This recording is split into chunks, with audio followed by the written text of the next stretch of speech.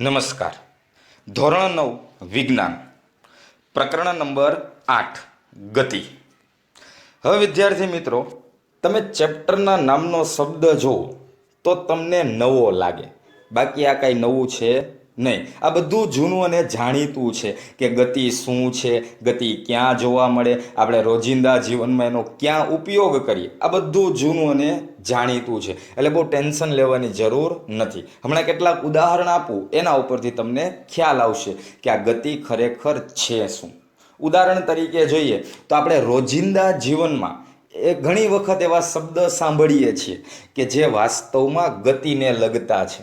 ઉદાહરણ તરીકે જોઈએ તો આપણે ગામડે જતા હોય અને આપણે બસમાં બેઠા હોય અને આપણી બાજુમાંથી કોઈ એક બસ સાઈડ કાપે, એટલે આપણે એમ સમજીએ કે જો બાજુવાળાની બસ છે ને એ વધુ ઝડપથી હાલે છે, એની સ્પીડ વધારે છે. આ સ્પીડ, આ ઝડપ એ ગતિનો એક ભાગ છે. આ સ્પીડ અને ઝડપ એ શું છે? એ ગતિનો એક ભાગ છે.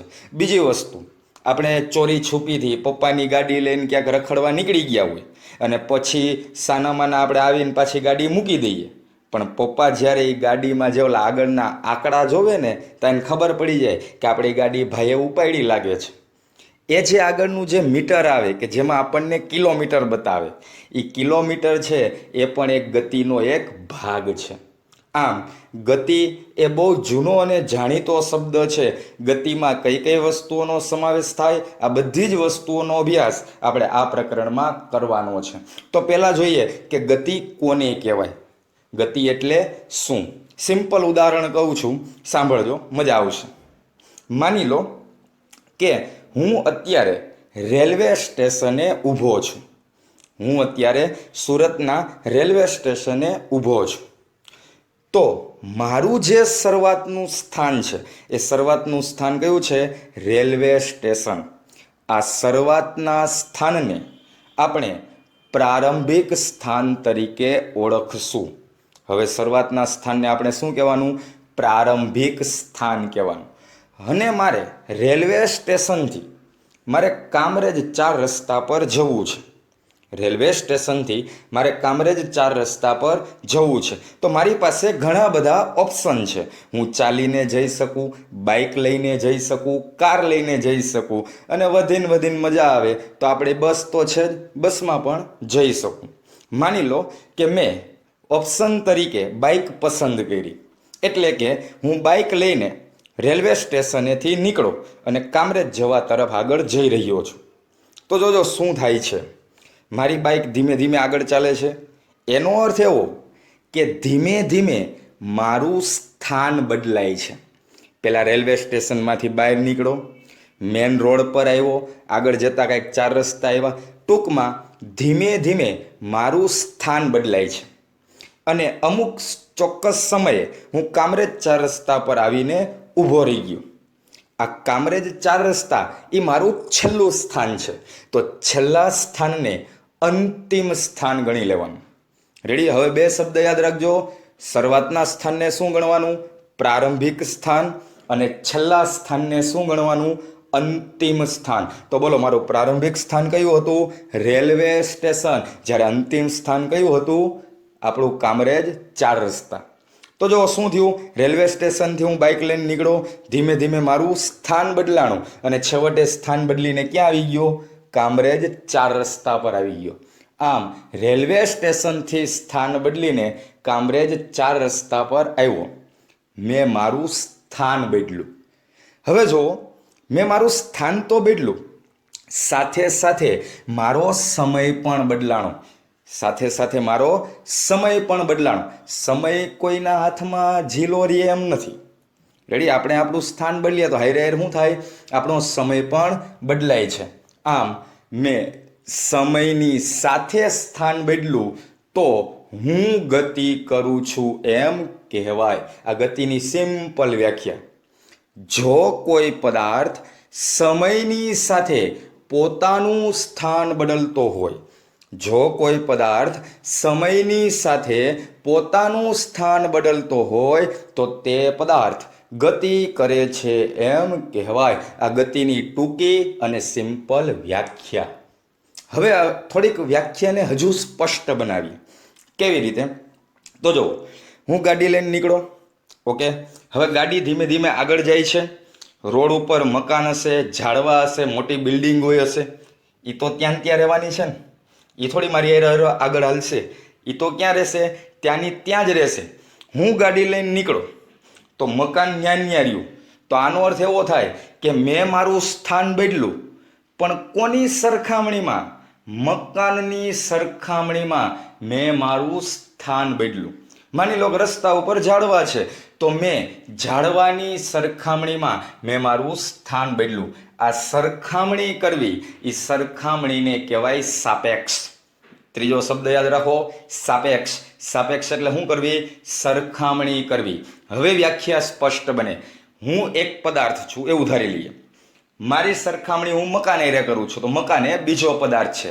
આમ મેં મકાનની સાપેક્ષે સમયની સાથે સ્થાન બદલું તો હું ગતિ કરું છું એમ કહેવાય. આના ઉપરથી ગતિની સ્પષ્ટ વ્યાખ્યા: જ્યારે કોઈ એક પદાર્થ બીજા પદાર્થની સાપેક્ષે, જ્યારે કોઈ એક પદાર્થ બીજા પદાર્થની સાપેક્ષે સમયની સાથે પોતાનું સ્થાન બદલતો હોય ત્યારે તે પદાર્થ બીજા પદાર્થની સાપેક્ષે ગતિ કરે છે એમ કહેવાય. આ સિમ્પલ વ્યાખ્યા. જ્યારે કોઈ એક પદાર્થ બીજા પદાર્થની સાપેક્ષે સમયની સાથે પોતાનું સ્થાન બદલતો હોય ત્યારે તે પદાર્થ બીજા પદાર્થની સાપેક્ષે ગતિ કરે છે એમ કહેવાય. હું રોડ ઉપર હેલો જતો હોય તો મારી સરખામણી એવી જરૂરી નથી કે મકાન એરે જ કરું, હું રોડ એરે કરું, રોડ તો ન્યા રહેશે. તેનો અર્થ એવો કે મેં સ્થાન બદલ્યું. કોની સાપેક્ષે? રોડની સાપેક્ષે. રોડ તો સ્થિર જ છે, એ ક્યાંય જવાનો નથી. સ્થાન ખાલી કોણ બદલે છે? હું બદલું છું. રેડી? તો આ ગતિની સિમ્પલ વ્યાખ્યા: સમયની સાથે જો સ્થાન બદલાય તો ગતિ કરે છે એમ કહેવાય. આપણે જોઈએ રોજિંદા જીવનમાં આપણને કેટલાક ઉદાહરણો જોવા મળે કે ગતિ કયા કયા પ્રકારની થાય. ઉદાહરણો જોઈએ તો પહેલું ઉદાહરણ, રસ્તા ઉપર ચાલતી વ્યક્તિ. ઊભેલી વ્યક્તિ નથી કીધું. કોઈ એક ભાઈ વાહડાની જેમ ઊભો હોય તો ગતિ નથી કરતો ભાઈ. એટલે રસ્તા ઉપર ચાલતી વ્યક્તિ એ ગતિમાં છે એમ કહેવાય. કેમ? કે એ ચાલતો હોય તો સમયની સાથે પોતાનું સ્થાન બદલતો હોય. બીજું ઉદાહરણ જોઈએ, રસ્તા ઉપર દોડતા વાહનો. એટલે કે ગાડી કાંઈ ચાર ટાટિયા નથી થતી, દોડતા વાહનો એટલે ટૂંકમાં સ્ટેન્ડ નથી ચડાવેલું, વાહન હાલે છે, તો એને કહેવાય દોડતા વાહનો. આ રસ્તા ઉપર દોડતા વાહનો એ પણ એક ગતિનું ઉદાહરણ છે. આગળ જોઈએ, સૂર્યની આસપાસ પરિભ્રમણ કરતા ગ્રહો. સૂર્યની આસપાસ ટોટલ 9 ગ્રહો છે કે જે સૂર્યની ફરતે આટા માર્યા રાખે છે. આ 9 ગ્રહો સમયની સાથે પોતાનું સ્થાન બદલે છે, એટલે કે આ 9 ગ્રહો ગતિ કરે છે એમ કહેવાય.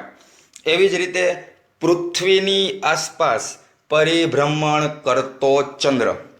રેડી? 9 ગ્રહમાં આપણે પણ એક ગ્રહ ઉપર રહીએ. કઈ? પૃથ્વી. પૃથ્વી એક ગ્રહ છે. પૃથ્વી કોની આજુબાજુ આટા મારે? સૂર્યની આજુબાજુ.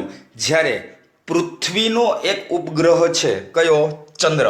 ચંદ્ર એ પૃથ્વીની ફરતે પ્રદક્ષિણા કરે છે. આગળ જોઈએ, પૃથ્વીનું પોતાની ધરી પરનું ધરીભ્રમણ. પૃથ્વીનું પોતાની ધરી પરનું ધરીભ્રમણ. હવે જુઓ, બહુ મસ્ત છે. પૃથ્વી છે એ સૂર્યની આજુબાજુ આટા મારે, ચંદ્ર પૃથ્વીની આજુબાજુ આટા મારે. પણ પૃથ્વી જ્યારે સૂર્યની આજુબાજુ આટા મારતી હોય ત્યારે એ પોતાની ધરી ઉપર પણ પરિભ્રમણ કરે છે. આગળ જોઈએ, હવામાં ઉડતા પક્ષી. બેઠેલું પક્ષી નથી કીધું. જ્યારે કોઈ હવામાં પક્ષી ઉડતું હોય ત્યારે તે સમયની સાથે પોતાનું સ્થાન બદલે છે, આથી તે પણ ગતિમાં છે એમ કહેવાય. હવે આ બધી જે ગતિના ઉદાહરણ જોયા ને, આ બધા આપણને દેખાય. દાખલા તરીકે રસ્તા ઉપર કોઈ વ્યક્તિ હાલી જતી હોય તો આપણને એને કહી શકીએ કે એ સમયની સાથે સ્થાન બદલે છે, એટલે એ વ્યક્તિ ગતિમાં છે એમ કહી શકાય. પરંતુ કેટલીક ગતિ આપણને દેખાતી નથી. કેટલીક ગતિ આપણને દેખાતી નથી, આથી તેને અદ્રશ્ય ગતિ કહે છે. કેટલીક ગતિ આપણને દેખાતી નથી. આથી તેને અદ્રશ્ય ગતિ તરીકે ઓળખવામાં આવે છે. ઉદાહરણ તરીકે ગતિ કરતી હવા. બોલો, હવા કોઈએ જોઈ? ના. ઠંડો પવન આવતો હોય તો આપણને એમ કહેવાય કે ગતિમાં હવા છે, પણ હવાની ગતિ આપણને દેખાતી નથી, ખાલી અનુભવી શકાય છે. આમ ગતિ કરતી હવાને આપણે શું કહીએ છીએ? પવન કહીએ છીએ. એ ગતિ દેખાતી નથી.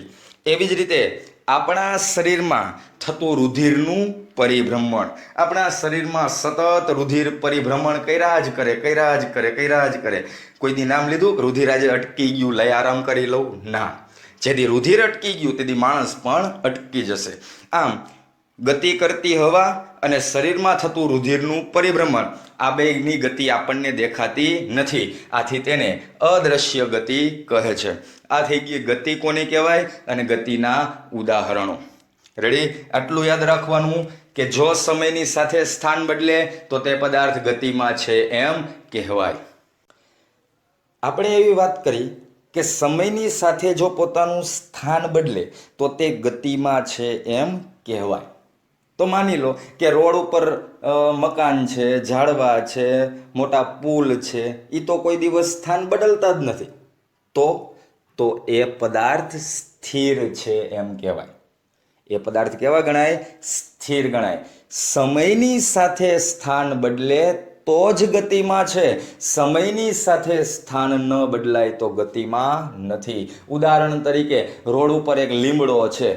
તમે કાલ સવારે જઈને જોવો તો લીમડો ત્યાં જ હશે. 5 દિવસ પછી જઈને જોવો તો પણ લીમડો ત્યાં જ હશે. બોલો, એને સ્થાન બદલ્યું? ના. સમય બદલાણો? હા, સમય બદલાણો, પણ એનું સ્થાન બદલાતું નથી. તો એ લીમડો કેવો ગણાય?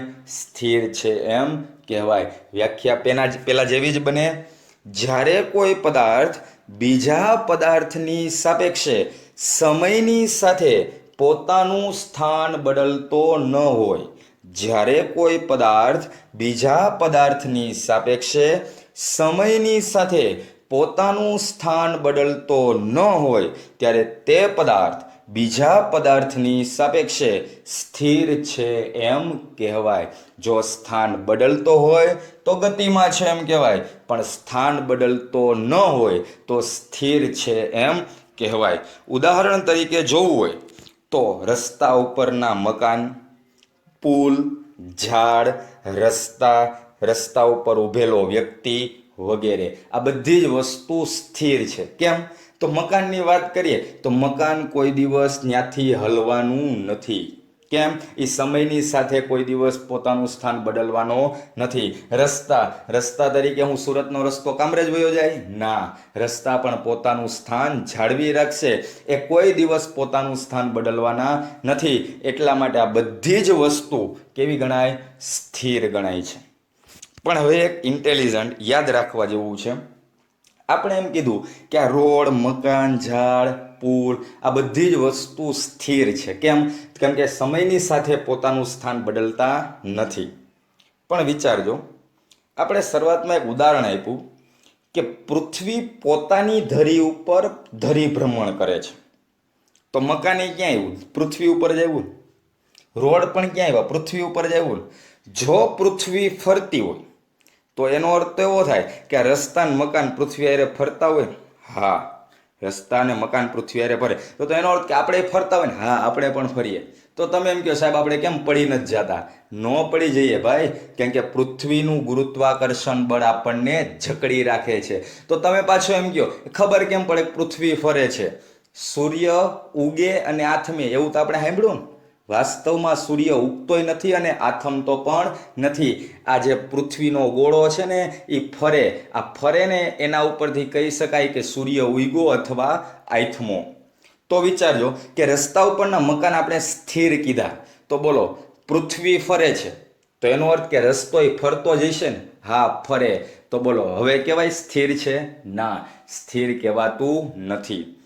હવે જો યાદ રાખો, એક લીટી નીચે લખેલી છે, વાંચો. પૃથ્વી પોતાની ધરી પર ધરી ભ્રમણ કરતી હોવાથી તેની સાથે પૃથ્વી પરની દરેક વસ્તુ ગતિમાન છે એમ કહેવાય. પૃથ્વી પોતાની ધરી પર ધરી ભ્રમણ કરતી હોવાથી તેની સાથે પૃથ્વી પરની દરેક વસ્તુ ગતિમાન છે એમ કહેવાય. તો બોલો, હવે તમે એમ કહી શકો કે આ વસ્તુ સ્થિર છે? ના. કેમ? કારણ કે આપણને ખબર છે, એક પેન્સિલ લ્યો, એ પેન્સિલને તમે જમીન ઉપર મૂકો, આપણને ભલે સ્થિર લાગે, બોલો વાસ્તવમાં સ્થિર છે? ના. કેમ? કે પૃથ્વી ફરે છે, એનો અર્થ કે પેન્સિલ પણ એની સાથે ફરતી હશે. આમ પૃથ્વી પરની દરેક વસ્તુ ગતિમાન છે એવું કહેવાય. પૃથ્વી પરની દરેક વસ્તુ ગતિમાન છે એમ કહેવાય. તો આ બે વિદ્યાર્થી મિત્રો, આ બે વ્યાખ્યાઓ યાદ રાખવાની. કઈ? એક તો ગતિ કરતો પદાર્થ કોને કહેવાય, સ્થિર પદાર્થ કોને કહેવાય, બંનેના ઉદાહરણો. આટલી વસ્તુ તમારે યાદ રાખવાની. એક સરસ મજાનો ટોપિક છે, બહુ મસ્ત છે, સમજીએ આપણે. ઉદાહરણ સ્વરૂપે આપણે એને સમજશું. ગતિ એ સાપેક્ષ ખ્યાલ છે. બહુ લીટી મસ્ત કહેવા માંગે છે કે ગતિ એ સાપેક્ષ ખ્યાલ. સાપેક્ષ એટલે સરખામણી કરવી. આપણે શરૂઆતમાં કીધું સાપેક્ષ એટલે સરખામણી કરવી. મેં એક ઉદાહરણ આપ્યું હતું કે હું સુરત રેલવે સ્ટેશનથી કામરેજ તરફ જઈ રહ્યો છું. તો એમ કીધું કે હું ગતિમાં છું. તો મેં મારી સરખામણી કોની હારે કરી?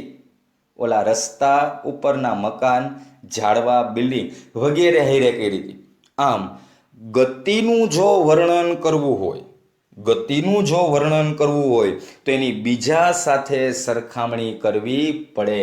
ગતિનું વર્ણન કરવું હોય તો એની બીજા સાથે સરખામણી કરવી પડે. આથી કહી શકાય કે ગતિ એ સાપેક્ષ ખ્યાલ છે. કેવી રીતે? તો એક સિમ્પલ ઉદાહરણ જોઈએ. ધારો કે એક વિદ્યાર્થી સ્કૂલ બસમાં બેસીને પોતાની શાળાએ જઈ રહ્યો છે. એક નાનો અમથો વિદ્યાર્થી છે, સ્કૂલ બસમાં બેઠો છે અને સ્કૂલ બસ પોતાની શાળા તરફ જઈ રહી છે. આ વિદ્યાર્થી જ્યાં બેઠો છે એની બાજુની સીટ પર તેની સ્કૂલ બેગ પડેલી છે. એટલે કોઈ રાજાશાહી હશે કે વિદ્યાર્થી બેઠો, એ જે સીટ ઉપર બેઠો એની બાજુની સીટ એને ખાલી રાખી અને એ સીટ ઉપર કોણ મૂકી દીધું? એની સ્કૂલ બેગ મૂકી દીધી. આગળ તે પોતાની સ્કૂલ બેગને જોવે છે. જોજો, બસ છે ને એ પોતાની શાળા તરફ જાય છે. વિદ્યાર્થીની બાજુમાં કોણ છે? સ્કૂલ બેગ છે. આ વિદ્યાર્થી પોતાની બેગને જુએ છે. તો બોલો, એ વિદ્યાર્થીને બેગ સ્થિર લાગે કે ગતિમાં લાગશે? એ વિદ્યાર્થીને બેગ સ્થિર લાગશે. કેમ? કેમ કે એ ત્યાં બેઠો છે અને બાજુમાં સ્કૂલ બેગ છે. હું સ્કૂલ બેગ આગળ હાલવા માંડી? ના, ખાલી બસ હાલે છે, સ્કૂલ બેગ તો ત્યાં જ છે. એટલા માટે એને સ્કૂલ બેગ કેવી લાગે છે? સ્થિર લાગે છે. પણ આ જ વિદ્યાર્થી બસની બારીની બહાર નજર કરે તો બારીની બહાર એને ઘણી બધી વસ્તુઓ દેખાય. રસ્તા ઉપરના મકાન દેખાય, ઝાડવા દેખાય, પુલ દેખાય, હાલતા ચાલતા માણસો દેખાય, ઘણી બધી વસ્તુ દેખાય. પણ એ રસ્તા ઉપરના મકાન કે ઝાડવા જોશે તો તેને એ ગતિમાં છે એવું લાગશે. લાગે ને? સ્કૂલ બેગને જુએ છે તો એને સ્કૂલ બેગ કેવી લાગે છે? સ્થિર લાગે છે. પણ રસ્તા ઉપરના એ મકાન કે ઝાડવા જોશે તો એને કેવા લાગશે? ગતિમાં લાગશે. આપણને કહીએ ને કે આપણી બસ આમ આગળ હેલી જતી હોય તો ઓલા જે રસ્તા ઉપરના મકાન હોય ને આપણે એમ થાય પાછળ હેલા જઈએ છે. વાસ્તવમાં જતા નથી. પણ આ વિદ્યાર્થીને બારીની બહાર જ્યારે નજર કરે ત્યારે તેને રસ્તા ઉપરના મકાન, ઝાડવા, વીજળીના થાંભલા વગેરે પોતાની પાછળની તરફ ગતિ કરે છે એવું લાગે છે. હવે ધારો કે આ જ વિદ્યાર્થીનો મિત્ર રસ્તા ઉપર ઊભો છે. આ વિદ્યાર્થીનો મિત્ર એ રસ્તા ઉપર ઊભો છે. તો આ જે મિત્ર છે એ મિત્ર બસમાં બેઠેલા વિદ્યાર્થીને જુએ છે અને એની સ્કૂલ બેગને જુએ છે. તો તેને વિદ્યાર્થી અને સ્કૂલ બેગ બંને ગતિમાં લાગે છે. શું ખબર પડે આમાંથી? જોજો, બસમાં બેઠેલો વિદ્યાર્થી બેગને જુએ તો એને બેગ કેવી લાગે છે? સ્થિર લાગે છે.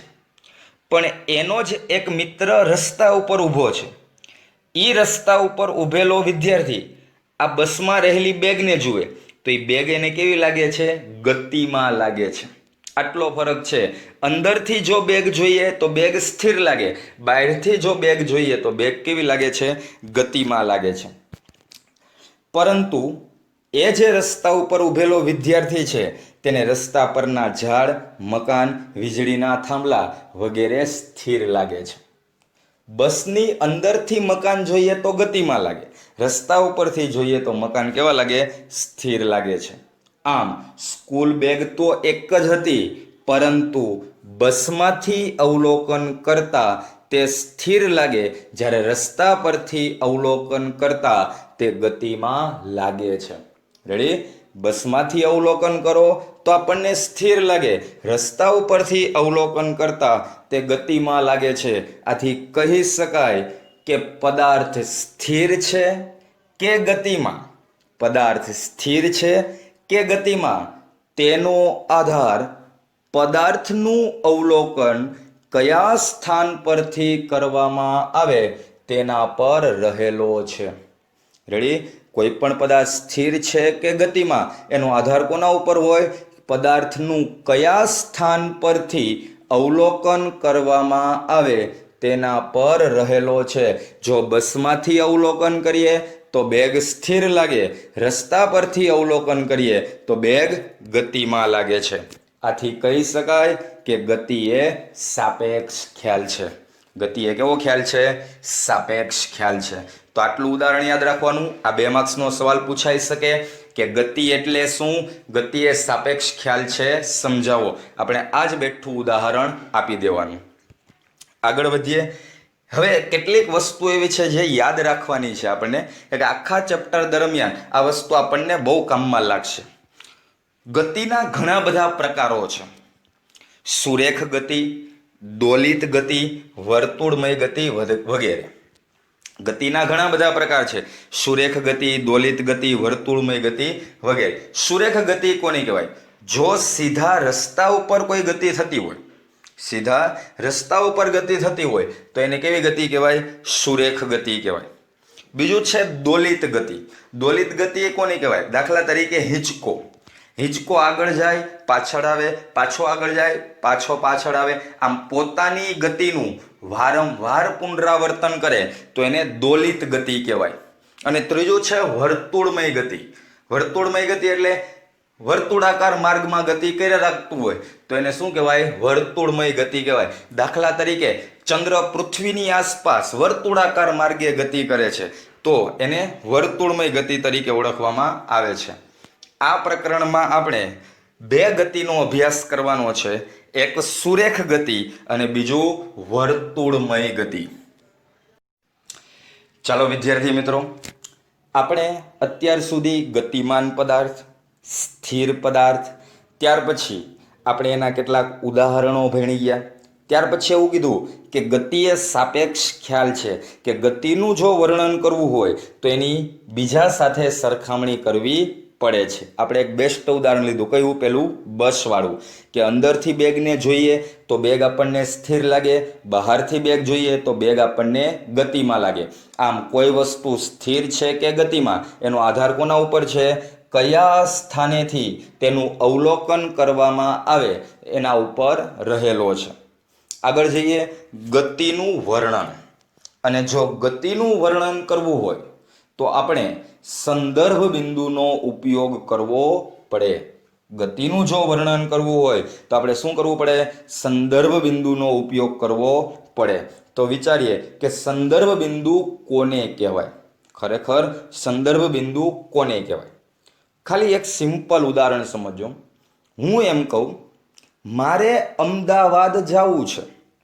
સમજો, બહુ મસ્ત વાક્ય છે. મારે અમદાવાદ જવું છે.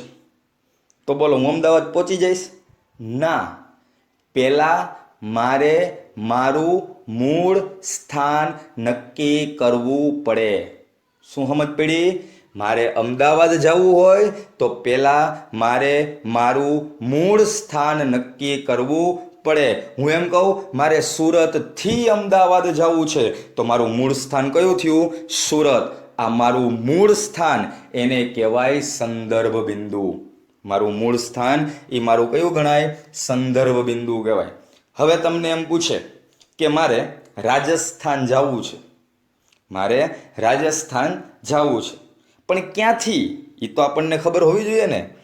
આમ ગતિનું જો વર્ણન કરવું હોય તો પહેલાં પદાર્થનું મૂળ સ્થાન જાણવું જરૂરી છે. આ મૂળ સ્થાનને શું કહેવાય? સંદર્ભ બિંદુ કહેવાય. મેં એમ કીધું કે મારે અમદાવાદ જવું છે, પણ ક્યાંથી? સુરતથી. તો સુરત એ મારું કયું સ્થાન ગણાય? સંદર્ભ બિંદુ, મારું મૂળ સ્થાન ગણાય. હવે એક શબ્દ યાદ રાખજો. એક શબ્દ આવે છે નિયત બિંદુ. સંદર્ભ બિંદુને જ પાછું શું કહેવાય? નિયત બિંદુ. નિયત એટલે નિશ્ચિત બિંદુ. દાખલા તરીકે મેં એમ કીધું કે મારે સુરતથી અમદાવાદ જવું છે, તો મારું નિયત બિંદુ, મારું મૂળ સ્થાન કયું? સુરત. સુરત એ નિશ્ચિત સ્થાન છે. સુરત કોઈ દિવસ બદલાવાનું નથી. સુરત હું ઉઠીને અમેરિકા વયું જશે? ના, એ નિશ્ચિત છે, ચોક્કસ જગ્યાએ છે. એટલા માટે શબ્દ વપરાણો નિયત બિંદુ. નિયત એટલે નિશ્ચિત બિંદુ. એના ઉપરથી સંદર્ભ બિંદુની વ્યાખ્યા: પદાર્થનું સ્થાન દર્શાવવા માટે મારે ક્યાં જવું હતું? અમદાવાદ. તો પહેલાં મારું સ્થાન ક્યાં આવ્યું? સુરત. એટલે પહેલાં શું કરવાનું? મારું સ્થાન દર્શાવવાનું. પદાર્થનું સ્થાન દર્શાવવા માટે જે નિયત બિંદુનો સંદર્ભ તરીકે ઉપયોગ થાય, મેં સંદર્ભ તરીકે કોનો ઉપયોગ કર્યો? સુરતનો. જે નિયત બિંદુનો સંદર્ભ તરીકે ઉપયોગ થાય તે નિયત બિંદુને સંદર્ભ બિંદુ કહે છે. આ વ્યાખ્યા થઈ ગઈ. પદાર્થનું સ્થાન દર્શાવવા માટે જે નિયત બિંદુનો સંદર્ભ તરીકે ઉપયોગ થાય, પદાર્થનું સ્થાન દર્શાવવા માટે જે નિયત બિંદુનો સંદર્ભ તરીકે ઉપયોગ થાય તે નિયત બિંદુને સંદર્ભ બિંદુ કહે છે. ઉદાહરણ જોઈએ. બહુ સિમ્પલ ઉદાહરણ છે. માની લો કે હું એમ કહું મારે સુરત જવું છે. મારે સુરત જવું છે, પણ ક્યાંથી? તો માની લો કે કોઈ એક વ્યક્તિ એમ કહે કે મારે કામરેજથી સુરત જવું છે. મારે કામરેજથી સુરત જવું છે. આપણે એમ ધારી લઈએ કે કામરેજ અને સુરત વચ્ચેનું અંતર 20 કિલોમીટર છે. કામરેજ અને સુરત વચ્ચેનું અંતર 20 કિલોમીટર છે. બીજો કોઈ વ્યક્તિ આવ્યો, એ એમ કહે કે મારે સુરત જવું છે, પણ ક્યાંથી? નવસારીથી. તો બોલો, એ અત્યારે ક્યાં ઊભો છે? નવસારી ઊભો છે. ધારી લઈએ કે સુરત અને નવસારી વચ્ચેનું અંતર 250 કિલોમીટર છે. અને ત્રીજો કોઈ એક વ્યક્તિ આવ્યો, એ ભરૂચ રહે છે, અને એમ કહે છે કે મારે સુરત જવું છે. ક્યાંથી? ભરૂચથી. તો એનું મૂળ સ્થાન કયું? ભરૂચ. ધારો કે સુરત અને ભરૂચ વચ્ચેનું અંતર 200 કિલોમીટર છે. તો આ જે ઉદાહરણ છે, આ ઉદાહરણમાં 3 વ્યક્તિઓ અલગ અલગ જગ્યાએ છે. એક કામરેજ છે, એક નવસારી છે, એક ભરૂચ છે. તો આ ત્રણેયના મૂળ સ્થાન કયા? કામરેજ, નવસારી અને ભરૂચ. આ મૂળ સ્થાન એ જ એનું શું કહેવાય? સંદર્ભ બિંદુ. તો આ ઉદાહરણમાં સંદર્ભ બિંદુ કયા? કામરેજ, નવસારી, ભરૂચ. કોક દોઢાઈ છે ને સુરત લખીને આવશે. સુરત સંદર્ભ બિંદુ નથી. સંદર્ભ બિંદુ એટલે શું? મૂળ સ્થાન. મૂળ સ્થાન. મૂળ સ્થાન. સંદર્ભ બિંદુ એટલે શું? મૂળ સ્થાન. આવું યાદ રાખવાનું. કામરેજ, નવસારી અને ભરૂચ એ એનું મૂળ સ્થાન છે, એટલા માટે એનું શું બની જાય? સંદર્ભ બિંદુ બની જાય. અહીં કામરેજ, નવસારી અને ભરૂચ એ સંદર્ભ બિંદુ છે. જો સંદર્ભ બિંદુ બદલાય તો પદાર્થનું સ્થાન પણ બદલાય. હું કામરેજ હતો, હવે ત્યાંથી એમ કહી દઉં હું અઠવા લાઇન્સ જતો રહું છું, તો સંદર્ભ બિંદુ બદલાણું, તો એની સાથે સાથે એનું સ્થાન પણ બદલાણું.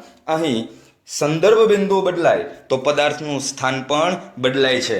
આમ પદાર્થનું મૂળ સ્થાન દર્શાવવા માટે સંદર્ભ બિંદુનો ઉલ્લેખ કરવો અનિવાર્ય છે. કોઈનું મૂળ સ્થાન જો દર્શાવવું હોય તો સંદર્ભ બિંદુનો ઉલ્લેખ કરવો અનિવાર્ય છે. સંદર્ભ બિંદુને ઉગમ બિંદુ પણ કહે છે. આપણે જ્યારે આલેખ ભણશું ને ત્યારે આનો ઉલ્લેખ કરશું. સંદર્ભ બિંદુને ઉગમ બિંદુ પણ કહે છે.